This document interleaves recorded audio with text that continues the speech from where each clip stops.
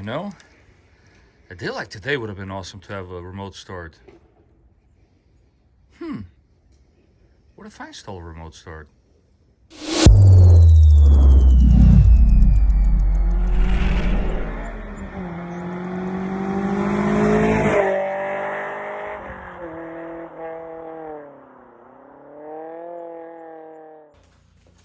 So what do we got here? Whole bunch of wires and a little box. Why? Because today we're going to be installing a remote start on our push to start type 4Runner. That was a lot of stuff. Ladies and gentlemen, welcome back to the channel. This is the Vikings garage, and we on this one will be following the instructions. Well, sort of.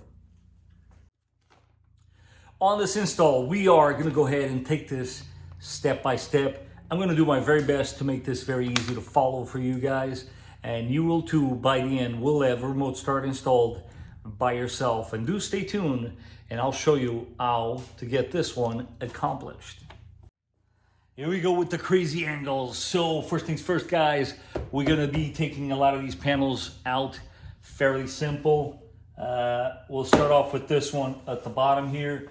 You sneak your fingers underneath the panel itself and yank it up, just like so.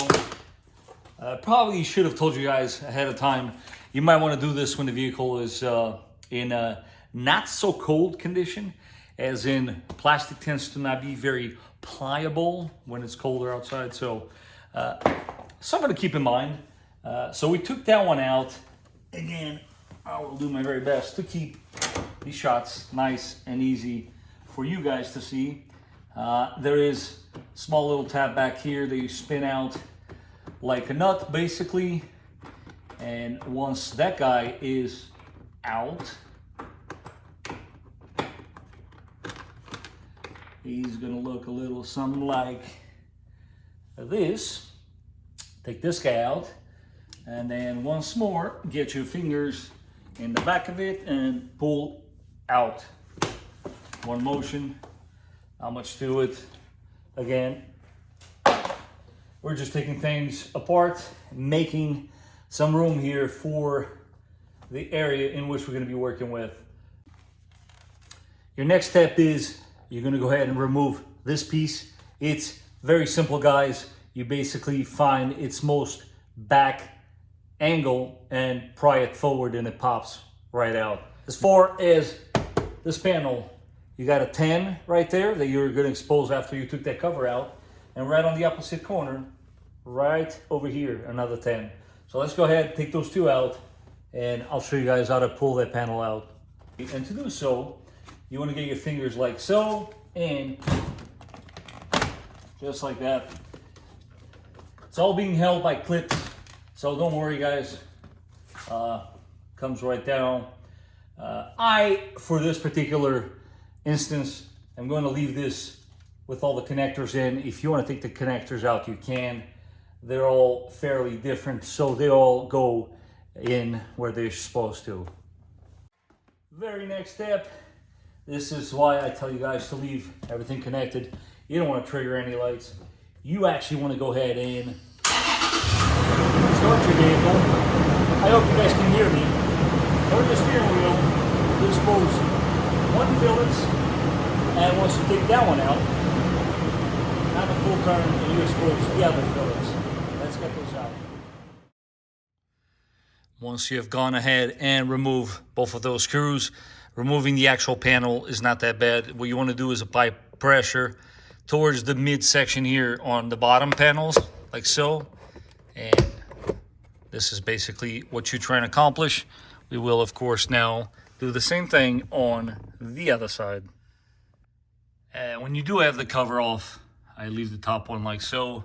You're basically trying to access this area, and that's where you're going to be plugging in some connectors, disconnecting others. And I will show you step by step now what to do next.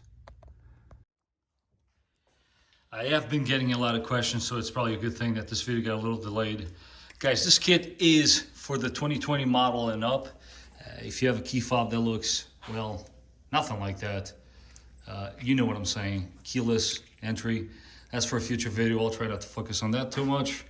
But without any further ado, I believe they have finally, a few weeks later, sent me the correct harness. And for those interested, so this is of course the part of the video in which I'm here to tell you guys that this is indeed not going to fit a 2022. I'm here to make all the mistakes so you guys don't have to. So I'm going to go ahead, provide you guys with the exact part number for your 20 and 21 push the start button only, and for the 2022 model and forward push the start models only. With the trickery of video editing, let me go ahead and take this guy apart. You find the connector. So basically what you're going to do is disconnect this guy and install this harness in series with this circuit. I am of course here working with one hand, so hopefully, here we go. You click it. Obviously I hear the click, it means it's secured, and then the other end goes where the connector was originally. So as you guys see, step one has been completed. I'm going to follow all the steps. I'll show you guys in a second here where each connector goes and what you should be expecting. The very next step, you want to gain access to the back of your multiplex. I took all of this apart because I'm also shooting a video here. I want to give you guys as clear of an image as possible. This might be possible to do without taking all this out, but key here is multiplex sits like so. Pull it down. You have two connectors, one with a black horseshoe, the other one with a gray horseshoe. The gray horseshoe, the one in the bottom, is the connector we're going to be working with. Very next step, very important. Remember guys, it is the pink wire that's on the center column of pins, and you want to go based on that side of the horseshoe. So what does that mean? You go to the horseshoe, this, and then it's in the middle column, and I can tell you right now that it's going to be this wire right here.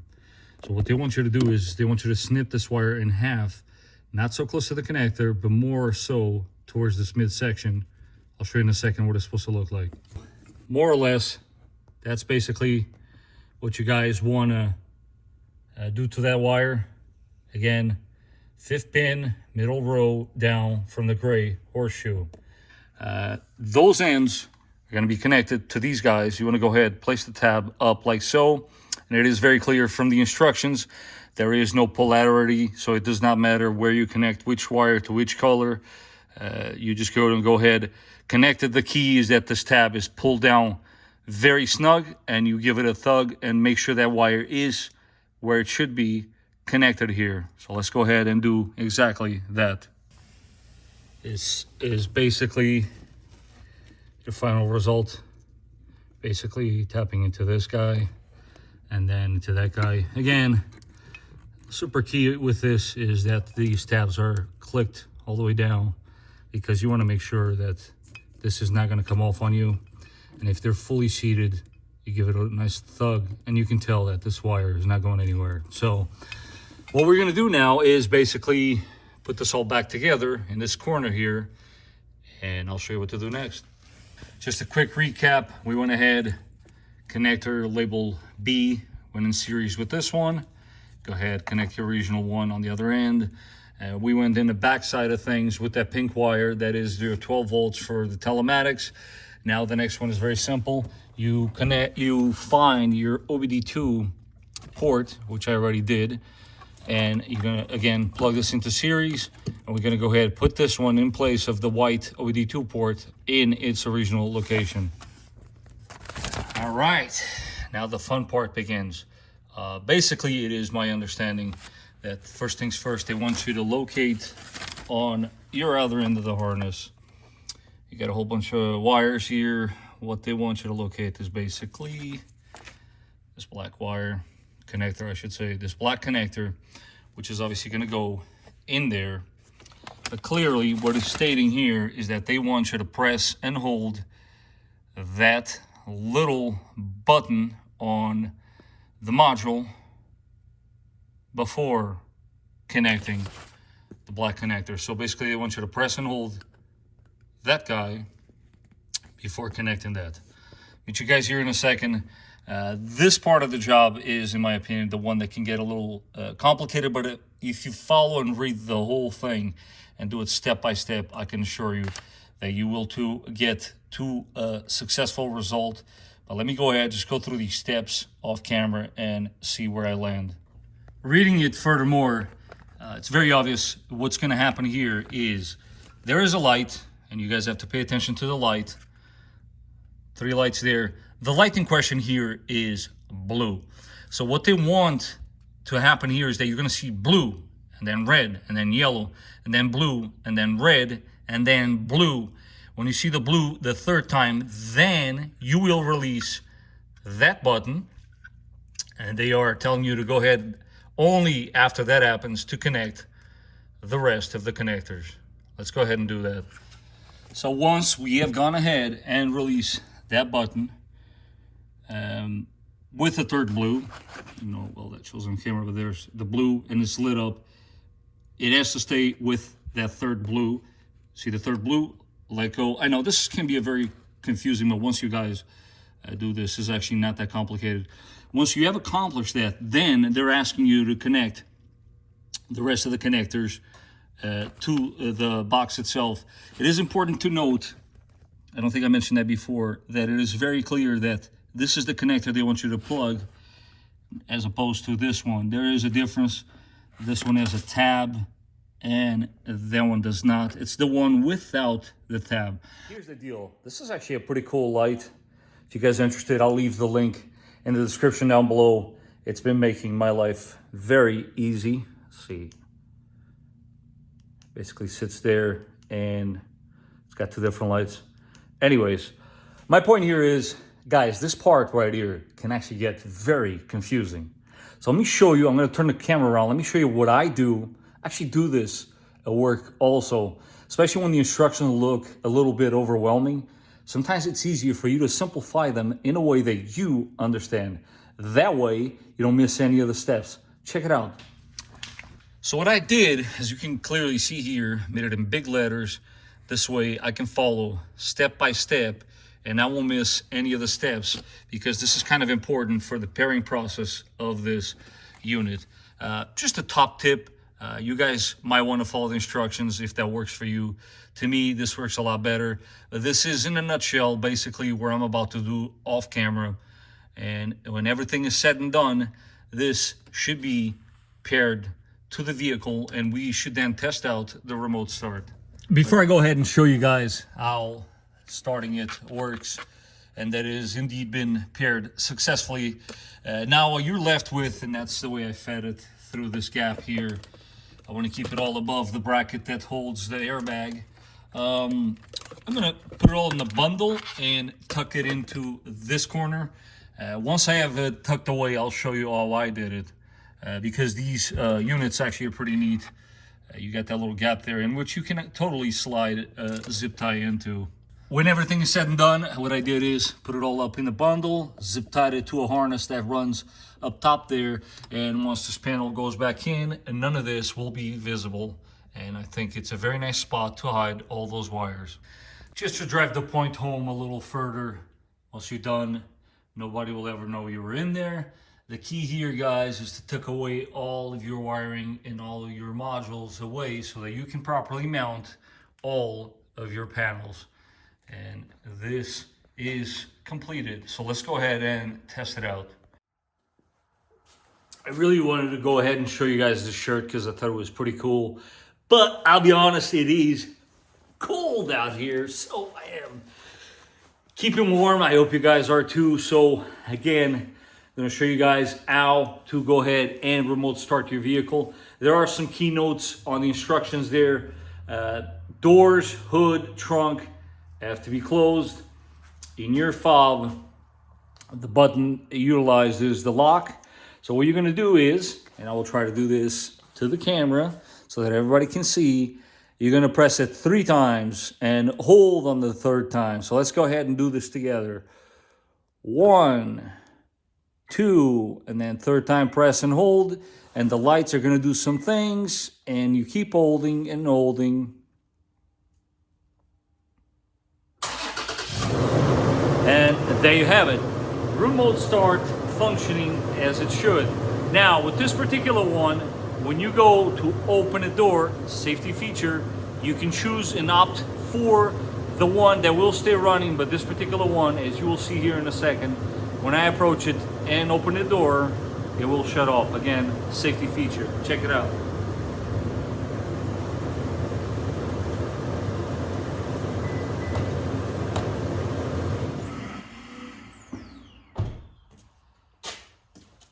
I chose this particular one. If you guys do not like that, they actually offer you an option for the one that will keep the car running. It's completely up to you. As always, I hope you guys found this video to be informative. If you did, do not forget to smash that like button. If you don't want to miss content like this, don't forget to subscribe. And if you want to learn how to do this very quick swap, I'll leave you guys a quick video here at the end. But as always, guys, I do want to take this opportunity to thank you for watching, and I will catch you guys on the next one.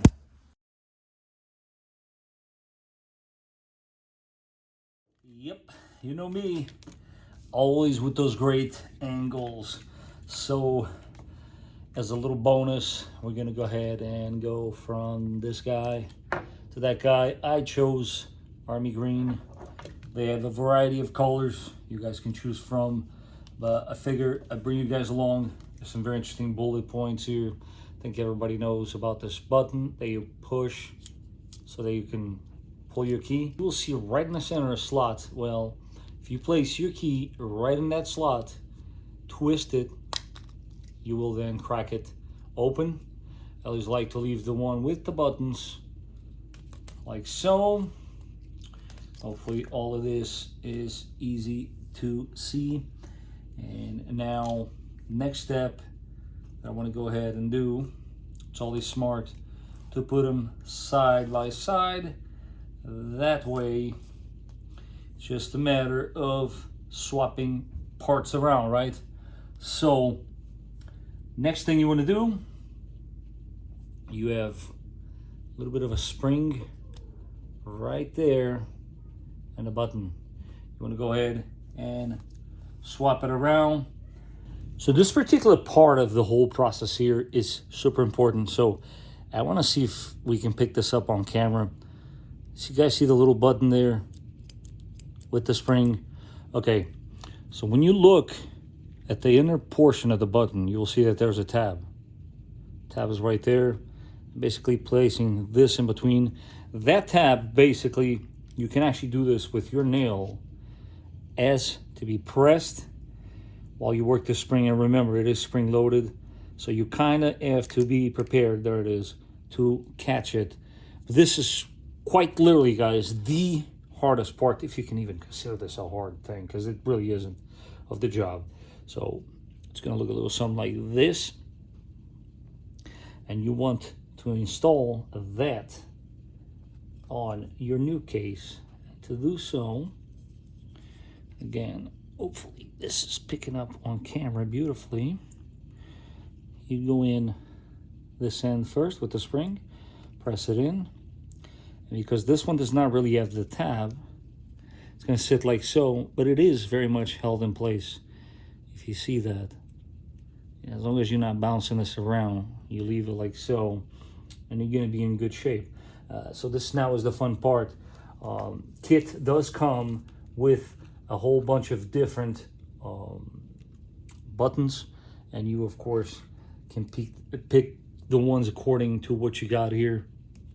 We obviously gonna have lock, unlock, blank, and I'm gonna go with panic. And sure enough, the guys at AGT were kind enough, for those that might want options, to provide you with two different panic buttons. You have red and you have black. Whichever one you want to choose. I personally am going to go ahead and install red. I like to keep things somewhat OEM. Flip this around so that I can see exactly what I'm doing. The lock and unlock, you can't go wrong. Different sizes there, so they only go one way. It's just a matter of me actually placing it in the right spot. And lock goes second, and then the third one for us, it's going to be blank. Blank as in, am I still on this right? Like that. Yep, blank. So look, something like this. Pretty simple. As you can see how I'm holding it. Leave it in this orientation, and all things will stay in place. You want them all flush. Again, go ahead, flip your original one around. What I like to do, not necessarily the brand of batteries, I guess this is completely irrelevant at this point, but I do like to get a brand new battery and install it while we're doing this. It's kind of smart, right?